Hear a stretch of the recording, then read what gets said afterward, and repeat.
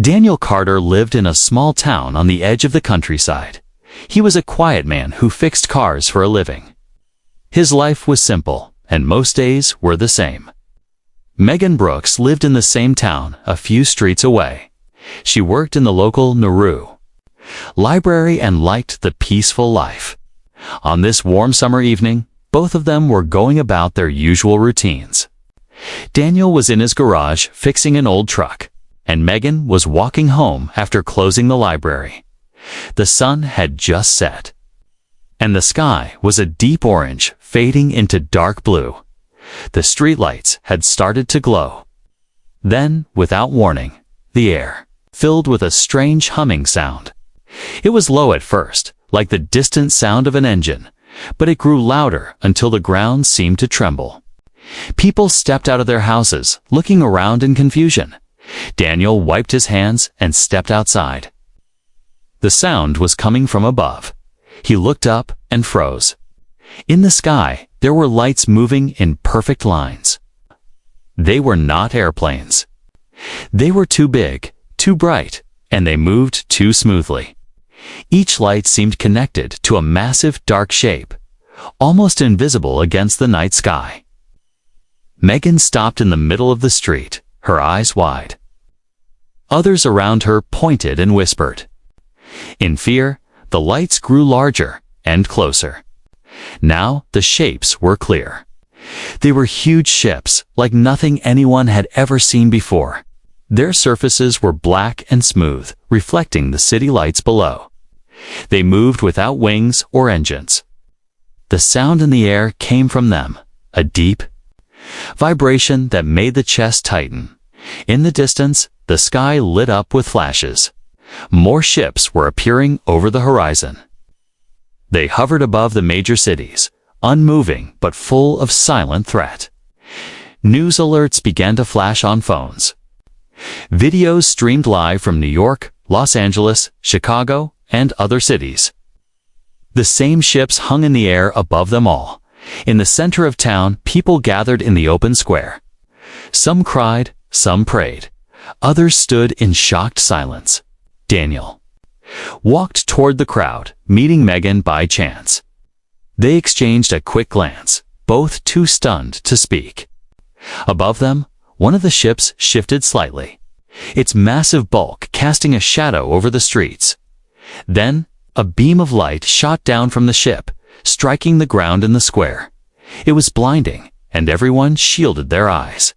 When the light faded, a figure stood in the center. It was tall, almost twice the height of a human, with long, thin limbs and a body covered in dark armor. Its head was shaped like an insect's, with large black eyes that reflected everything around it. The creature moved with slow, deliberate steps, looking over the crowd. A strange device on its chest began to glow. Then, in a voice that was deep and cold, it spoke in perfect English. The words echoed across the square, as if coming from the air itself. "People of Earth," it said, "we come to take what we need. You will surrender your strong and able to serve as workers for our people. Refusal will bring destruction. To your cities." A hush fell over the crowd. The alien looked from face to face, its black eyes unreadable. In the distance, the humming of the other ships filled the night like a warning. Some people gasped, others began to shout in protest. Megan felt her hands shake. Daniel stepped slightly in front of her without thinking, his jaw tight.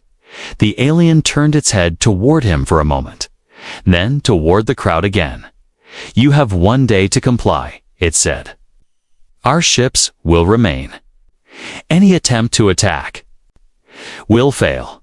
We are beyond your power." With that, the beam of light returned, surrounding the alien. In seconds, it was gone, taken back into the massive ship above. The beam vanished, and the humming seemed to grow louder, as if to remind them of the power that hung in the sky. People began to talk all at once. Some wanted to run, others wanted to fight, and some were frozen in fear. Phones buzzed with news from across the country. The same message had been delivered in every city. It was not a bluff. The aliens were everywhere, and they had the power to destroy. Daniel looked at the ship. It did not move. It just hung there, like a shadow in the sky. Megan followed his gaze. Neither of them spoke, but the same thought was in both their minds. Something had to be done. But what could they possibly do against such a force? That night, no one in the town slept. The sky was never empty now. Above, the ships floated, silent and patient, waiting for their answer. In the early hours of the morning, the world was still in shock. News channels played the alien message. Again and again. The same tall creature with the insect-like head appeared in every city. The demand was always the same. 1 million humans must be given up to serve as workers. If not, they would destroy the cities. People everywhere argued and panicked. Some believed surrender was the only way to save lives. Others said humanity must never give in. Daniel Carter sat at his kitchen table, staring at the cold coffee in front of him. He had not slept.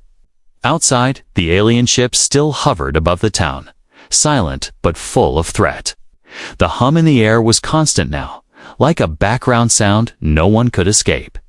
Megan Brooks was also awake.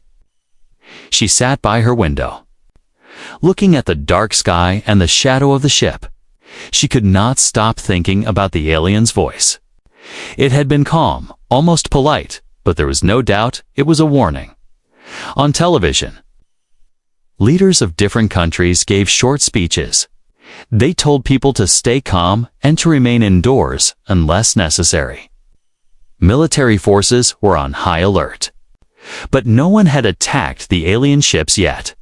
Everyone knew that the first move might bring disaster. By mid-morning, the streets were quiet. Most shops were closed. Schools and offices stayed empty. In the town square, a few people gathered in. Small groups, speaking in low voices. Fear hung in the air like a heavy fog. Megan decided to go out for a short walk.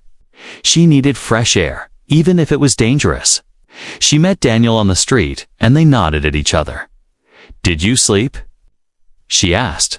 "No," Daniel said. "You, not at all," she replied.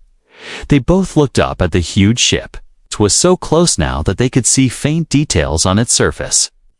Strange patterns covered its hull, glowing faintly in the daylight.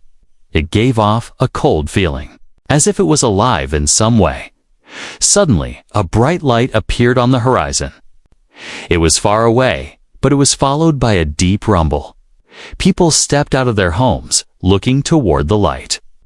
The news spread quickly. In another city, a group had tried to fire missiles at a ship. The attack had failed completely. The alien ship destroyed the missile site in seconds. Buildings nearby were gone. Dozens were dead. The message was clear. Resistance would not be easy. The alien leader, Zhao Ren, appeared again on every screen. His image filled the airwaves. "This is your only warning," he said. "We have no need to fight if you comply. We require workers. You have until this time tomorrow to give your answer. If you refuse, your cities will burn." In the living rooms, kitchens, and streets of the world, people argued. Who would be chosen? Would governments pick criminals, or would they take the young and strong? Some feared that leaders might secretly agree to give up people to protect their own cities. Megan's neighbor, an older man named Howard, shook his head. "If we give them 1 million, they will come back for more. It will never end," he said. Daniel agreed. "If we hand over people now, we're telling them we are weak. They'll keep taking." By afternoon, rumors spread about secret meetings between world leaders. News reporters talked about hidden military projects and scientists searching for a weakness in the alien ships. Some people still hoped for a peaceful end. Others began to prepare for the worst. Megan went to the library, even though it was closed. She wanted to check the internet and see what people around the world were saying. Many shared fear, but some shared hope. Videos showed small acts of defiance. People waving flags, playing loud music under the ships, and even painting huge messages on rooftops telling the aliens to leave. Daniel spent the afternoon in his garage. He could not fix the world, but he could fix machines. He worked on an old generator, thinking it might be useful if the power went out. His hands were busy, but his mind was on the aliens' deadline. As night came, the sky glowed faintly from the lights of the ships. They seemed even larger in the darkness. The hum never stopped. People tried to sleep, but many stayed awake, waiting for what would come. Daniel sat outside on his porch, watching the stars behind the shadow of the alien craft. Megan walked by, unable to stay indoors any longer. She joined him, and they sat in silence for a while. "What do you think will happen?" Megan asked softly. "I don't know," Daniel said. "But I don't think they understand what kind of people we are." The night grew colder. In the distance, they could see faint flashes from other cities. The world was holding its breath, caught between fear and defiance. And above them, the ships waited, unmoving, as if they already knew the answer they would get. Asterisk. Morning came with a heavy gray sky. The deadline from the aliens was only hours away. Across the world, the same question was being asked. Would humanity give in or fight back? In Daniel's small town, people gathered in the community hall. The mayor had called for a meeting, and almost everyone came. Daniel sat near the back, arms crossed, watching the nervous faces around him. Megan sat a few rows ahead. The mayor spoke about the message from the alien leader and what it meant. "We have no official order from the government yet," the mayor said, "but I think we must prepare for every possibility." Someone in the crowd shouted, "We can't fight them. Did you see what happened to that city yesterday?" Another voice replied, "If we give them people now, they'll just come back for more." The room filled with angry voices, some calling for surrender, others for resistance. Daniel finally stood up. "We can't let them take our people. We might not have their weapons, but we have our own strengths. We can work together, and we can find a way to fight." His words made some people nod, but others shook their heads. Megan spoke next, her voice steady. "If we give them what they want, they'll think we're weak. We have to show them we're not. Even if we can't match their power, we can make it hard for them." By the end of the meeting, no one had a clear plan, but something had changed. People began talking about helping each other. Farmers offered food to anyone in need. Mechanics offered to repair vehicles for free. The mood shifted from fear to determination. In other parts of the country, similar scenes were taking place. Scientists and engineers worked together, sharing ideas over the internet. Old machines were pulled out of storage.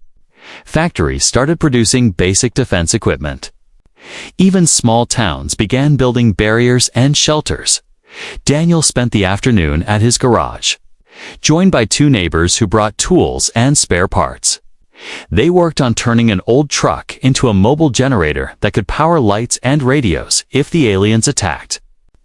Megan used her library contacts to start a network of people who could share information quickly. Even if the internet went down by evening, news began to spread of small victories. In one city, a group had managed to confuse a patrol ship using mirrors and bright lights. In another, an old military base had built a weapon that jammed alien signals for a few minutes. These were small successes, but they gave people hope. That night, Daniel and Megan met again in the square. The ship still hung over the town, its silent presence a reminder of the danger. But now, instead of fear, Daniel felt a spark of confidence. "We're not going to make it easy for them," he said. Megan agreed. "They don't understand how stubborn people can be." Far away, in a government building, leaders of several nations were speaking through secure channels. They had agreed to share all information about the aliens' technology and movements. For the first time in history, countries that had been enemies were working together.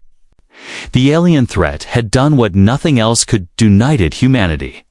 In the small town, people stayed up late making plans. The local radio station began broadcasting news and tips for staying safe. Families checked their emergency supplies. Young people volunteered to help older neighbors. It wasn't much compared to the alien ships, but it was something. Near midnight, a strange event happened. A beam of light came down from the alien ship, but no one appeared. Instead, a mechanical device floated down and landed in the square. It was small and black, with glowing lines on its surface. The crowd watched from a distance as it made a clicking sound and projected an image of the alien leader. "Zalren, you cannot win," the alien said. "Every moment you delay only increases your suffering. Give us what we demand." No one moved. No one spoke. The silence was an answer in itself. The image flickered and vanished. The device rose into the air and returned to the ship. The hum grew louder for a few moments, then faded again. Daniel looked at Megan. "I think they just realized we're not going to bow down." She smiled faintly. "Good. Let them think about that." In the hours before dawn, more people joined the preparations. Farmers brought fuel for generators. Children carried boxes of food to the community hall. The town was awake, alive with purpose. The alien deadline was almost here, but something had shifted. Humanity was no longer only afraid. They were ready to resist, and even the aliens might have to learn what that meant. The sun rose over a tense and restless world. The alien deadline had passed, and no one had surrendered. The ship still hung in the sky, unmoving but full of silent threat. In Daniel's town, people went about their work with nervous energy, waiting for the first move. It came just before noon. A deep hum filled the air, stronger than before. The alien ship above the town shifted, and smaller craft began to drop from its belly. They were black and smooth, shaped like sharp blades, and they moved quickly toward the coast.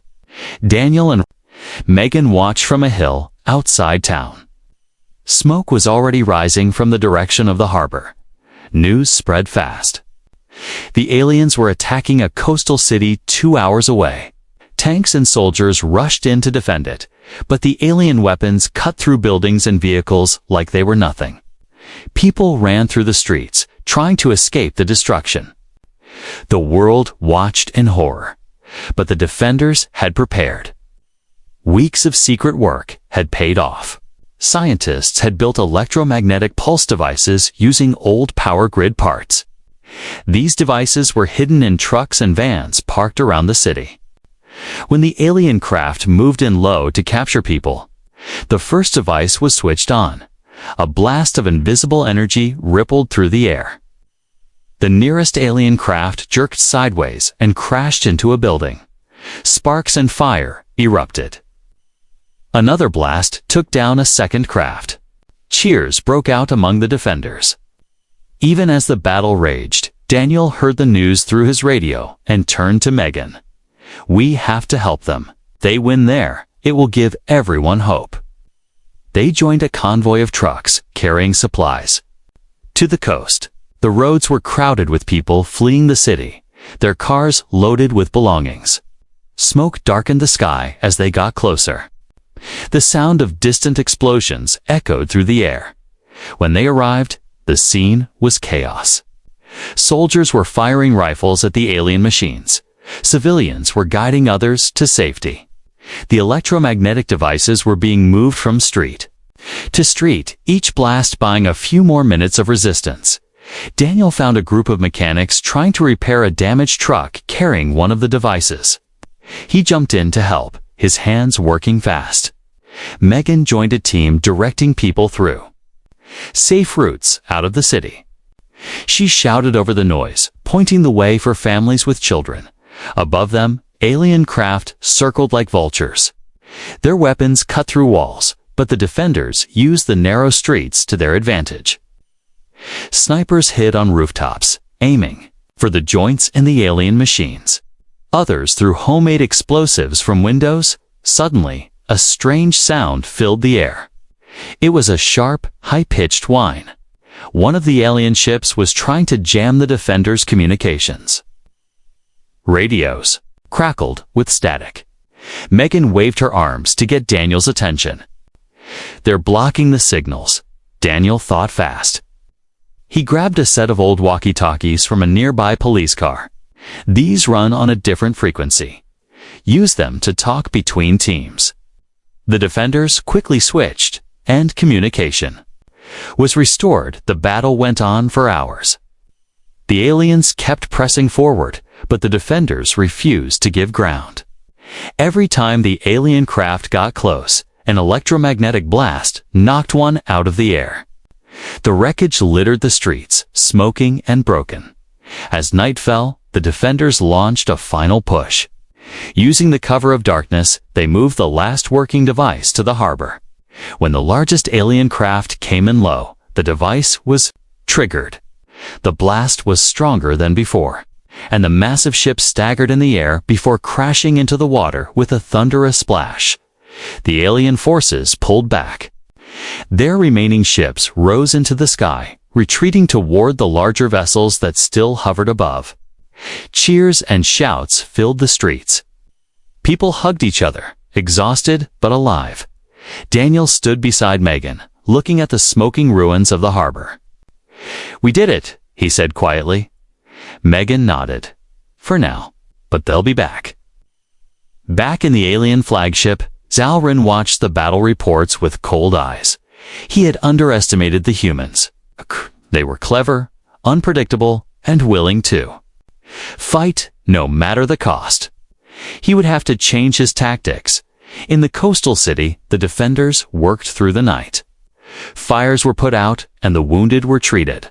Families returned from hiding places to find their homes in ruins.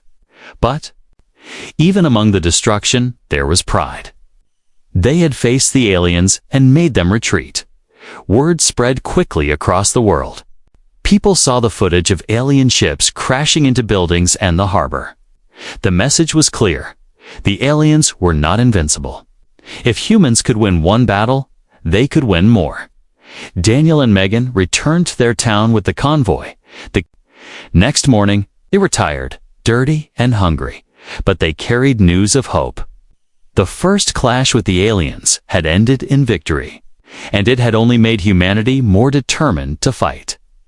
Asterisk. The days after the coastal battle were filled with stories of bravery. Around the world, people watched the videos of alien ships crashing and burning. Hope was growing, but everyone knew the war was not over. The aliens still hovered in the skies. They had more ships, more weapons, and more soldiers than anyone could count. Daniel Carter was back in his garage, trying to repair one of the electromagnetic devices that had been damaged in the battle. Megan Brooks stopped by, bringing food. She had been helping organize a network of people to share information between towns. The two of them worked side by side, their hands busy while their minds stayed on the same thought. The aliens would return. That afternoon, a scientist named Dr. Ellen Ward arrived in the town. She had been studying alien technology since the first day of the invasion. She carried with her a strange device and a portable speaker. "We found something," she told the people gathered in the community hall. The aliens' nervous systems respond strongly to certain sound frequencies. It can confuse them, weaken them, maybe even disable them for a short time. People leaned forward, listening closely. Dr. Ward explained that the discovery had come by accident. A group of children in another city had been playing music loudly when an alien patrol passed by. The aliens had reacted strangely, stumbling and holding their heads. Scientists had taken that idea and begun testing different sounds, Daniel asked. "So we can use sound like a weapon?" "Yes," Dr. Ward said, "but we need to find the right frequency and play it at the right volume. Too low, and it won't. Work too high, and it will damage our own ears. We're building special speakers and headgear to protect us." The town began working at once. Musicians and sound engineers joined the effort. Old speakers were taken from theaters and schools. Mechanics built frames to mount them on trucks. Children tested different tones using small instruments, laughing when the strange sounds made people cover their ears. Megan took charge of organizing teams to travel with the sound devices. Daniel worked with a group of builders to make sure the speakers could run on portable generators. Dr. Ward moved from team to team, checking their work and adjusting the settings. A week later, the aliens made their move. A large force began advancing toward a major inland city. The defenders set up barricades, but this time, the sound teams were ready. Daniel and Megan joined a convoy heading toward the city. They drove through the night, the huge speakers strapped to the trucks. When they arrived, the battle was already underway. Alien craft hovered over the streets, dropping their soldiers. The defenders fought back with rifles, explosives, and electromagnetic blasts. But the aliens kept coming. Daniel's team rolled into position on a wide street and powered up the speakers. At first, nothing happened. The strange hum of the aliens' machines filled the air. Then, a low tone began to vibrate from the speakers. It grew louder, shaking the windows of nearby buildings. The alien soldiers stopped suddenly, their movements slowing. Some fell to their knees. The sound changed, rising and falling in a steady rhythm. The effect was clear. The aliens could barely stand. Their weapons dropped from their hands. Above, the smaller ships wobbled in the air. The defenders shouted and charged forward, driving the aliens back. Megan ran between the trucks, making sure the speakers stayed powered. Daniel worked with the other mechanics to keep the generators running. The sound filled the streets, making the air itself seem heavy. The battle lasted for hours, but the aliens were at a disadvantage they had never faced before.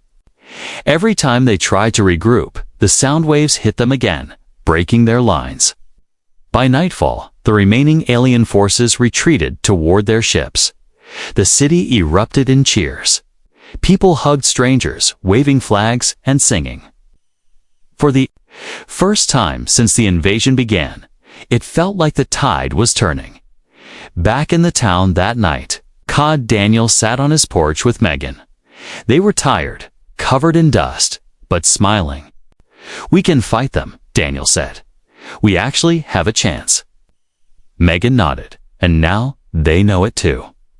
Far above the Earth, in the alien flagship, Zalren studied the battle reports. The sound weapon was a problem he had not expected.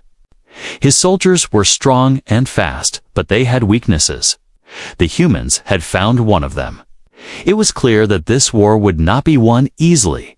In towns and cities everywhere, people began to prepare more sound devices. Musicians who once played for crowds now tuned their instruments for battle. Factories worked day and night to produce speakers and protective gear.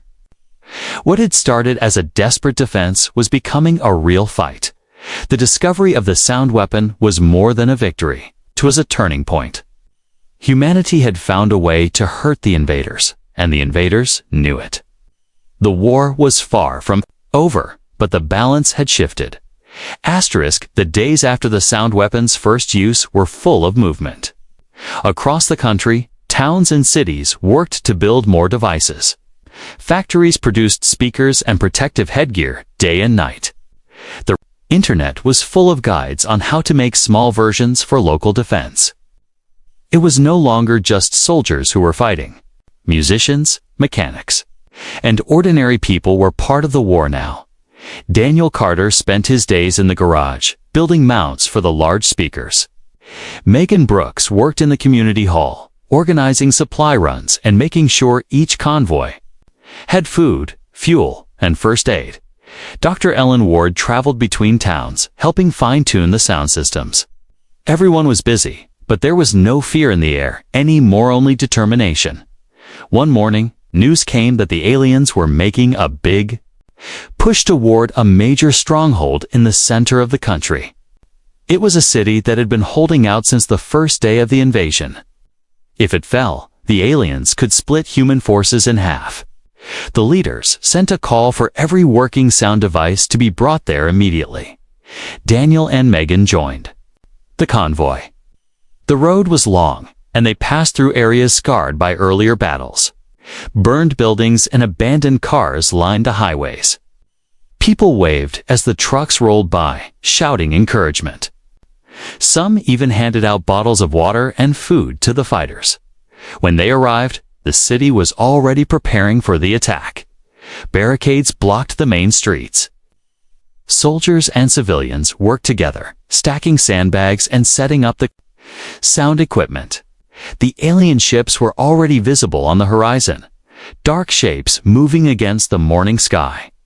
Dr. Ward directed the placement of the speakers. "We need them spread out," she said. "If one goes down, the others can still cover the area." Daniel helped connect the generators while Megan handed out headgear to protect the operators from the intense sound. By noon, the aliens were close. Their ships hovered above the outer neighborhoods, and strange energy blasts began to hit the barricades. The defenders fired back, but the aliens kept advancing. Then, at Dr. Ward's signal, the sound weapons roared to life. The low, deep tones rolled through the streets, shaking the ground. Alien soldiers stumbled, their weapons dropping from their hands. Some clutched their heads and collapsed. Above, the smaller ships wavered in the air. The defenders cheered and pushed forward. The aliens tried to adapt. They fired at the speakers, destroying some of them. But for every one they hit, another kept playing. Daniel ran through the streets, helping to repair cables and move damaged equipment to safer spots. Megan stayed at a command post, directing supply runners and relaying updates between teams. Hours passed, and the battle raged on. The sound waves battered the aliens without pause. They could not hold their positions. One by one, their ships began to lift away, retreating from the city. The largest ship fired a final energy blast at the outskirts before pulling back to the horizon. The defenders erupted in victory cries. People hugged, laughed, and cried all at once. The alien advance had been stopped. The stronghold still stood, but the retreat was not just in that city. News came from other regions. Alien forces were pulling back everywhere. It was as if the battle had broken something in their plan. The sound weapon had not only hurt them physically, it had shaken their confidence. That night, Daniel and Megan sat on the roof of a tall building, looking out at the city lights. "Do you think they're giving up?" Megan asked. "Not yet," Daniel said.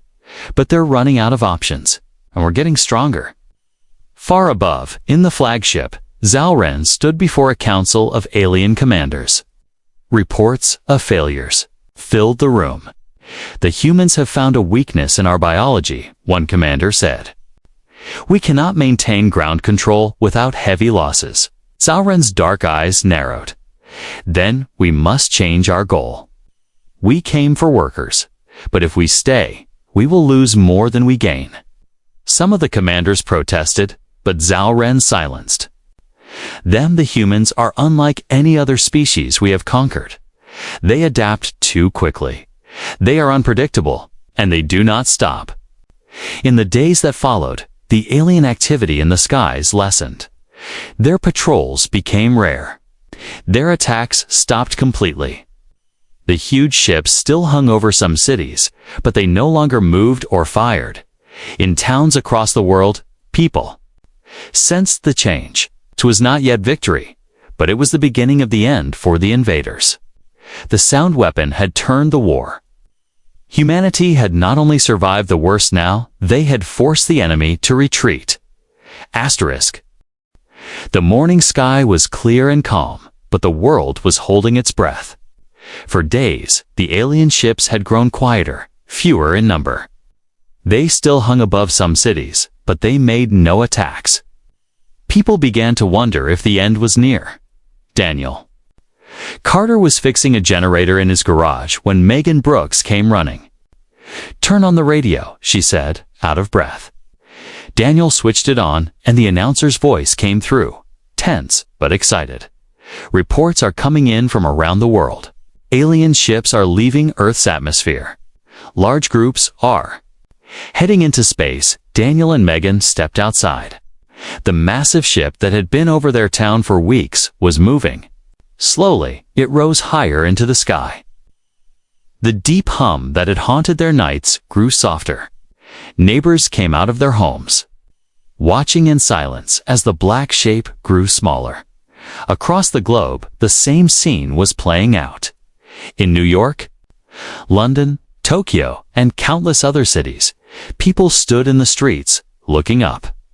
The alien vessels lifted away, their dark hulls glinting in the sunlight. No weapons fired, no words were spoken. They were simply leaving. On the alien flagship, Zhao Ren looked down at the blue planet one last time.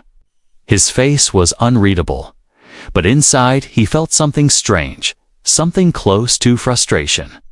They were supposed to be weak, he said. To his second in command, "We came for workers, not for war." But they made war. "They are not like the others," the second in command replied. "They do not break. Even when they are beaten, they find a way to stand." Zhao Ren gave a small nod. "We will remember them. And we will not return." Back on Earth, people were unsure at first. Some feared it was a trick, that the aliens would return with greater force. But as hours turned into days and the ships kept moving farther away, confidence grew. News channels showed live footage of the alien fleet disappearing into the blackness of space. In Daniel's town, people gathered in the square. There was no official announcement, but the feeling in the air was electric. Megan stood next to Daniel, her eyes on the sky. "Do you think it's really over?" she asked. Daniel took a deep breath. "I think so. They didn't get what they came for, and they know they won't if they come back." The crowd began to cheer. It started small, then grew into a roar. People hugged each other, children laughed, and strangers shook hands. The fear that had gripped them for so long was gone. In cities across the world, bells rang and music played. Fireworks lit the night sky in some places, though others chose to keep the celebrations quiet out of respect for those who had been lost. The war had been short but brutal, and the wounds would take time to heal. Daniel and Megan joined a small group walking through the town, checking on elderly neighbors and making sure everyone had food and water. Even in victory, people remembered how important it was to look after one another. Later that night, Daniel sat on his porch, listening to the distant sound of celebration. Megan joined him, holding 2 cups of tea. "It's strange," she said. "We fought so hard, and now it's just quiet." "Quiet is good," Daniel replied. "It means we can start rebuilding. It means no more looking over our shoulders." Megan smiled. "Do you think they regret coming here?" Daniel thought for a moment. "I think they regret underestimating us." In the alien fleet, Zhao Ren watched Earth grow smaller on the screens. His soldiers avoided his gaze. None of them spoke about the defeat, but they all felt it. They had not taken a single human. They had lost ships, soldiers, and pride. More than that, it learned something they would not forget. Humans were not to be taken lightly. By the next morning, the skies were empty. People woke up and saw only clouds and sunlight above. Life began to return to normal, though nothing would ever be exactly the same. The invasion had shown what humanity could do when it stood together in Daniel's garage.